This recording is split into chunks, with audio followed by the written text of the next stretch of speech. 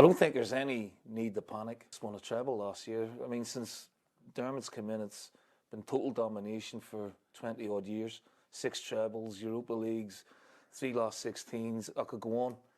So sometimes you've got to be careful what you wish for. Neil Francis Lennon has made an urgent appeal to the Celtic fan base, and he's saying essentially, careful what you wish for, because since Big Desmond came in, it's been total and utter Celtic domination. Well, he's been in, 20 years, since 2003, and since then Celtic have pretty much won everything. And I think he sounds like a neutral here, because even though he's not, we all know he's Celtic, and maybe he's got a wee few bit of loyalties to Hibs, but probably not. But in reality, the neutrals are saying the past couple of days that Celtic fans have been spoilt, they're self-entitled, and the reality is Celtic don't need, see that 72 million war chest, so to speak, Celtic don't need to go and spend that to be competitive in Europe. Now, in the Champions League, I think they would need to spend a bit, right? But Rangers have proven since Gerrard came in, 5 years ago now, right? That you can compete in Europe here. I'm not saying Celtic haven't competed in that time, because of course they have made it out the groups in the Europa League a few times, they've made it into the Conference League.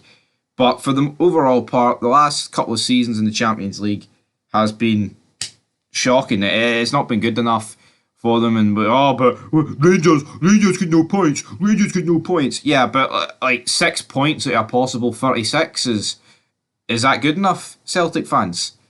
That's simply not, especially in groups where you should be at the bare minimum competing going into the final day to get that last, Europa League spot, and both times they've fell flat. Domestically, you couldn't have wished for better for Celtic since Dermot Desmond came in. Now, yes, outside factors have helped them across the line and things like that, but the reality is the only real problem Celtic fans have got is Europe. Now here, 2023, 19th of December, the league. We've got 45 minutes to save our season. Things aren't that bad for Celtic. They're not 10 points behind. They're actually 5 points clear.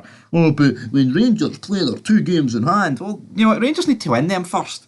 Now, Rangers, I think, will win them both. But the reality is they won't play the second game of the games in hand until the end of January. And by the end of January, man, the picture will be different, because by the end of January, there will be, another old firm under us.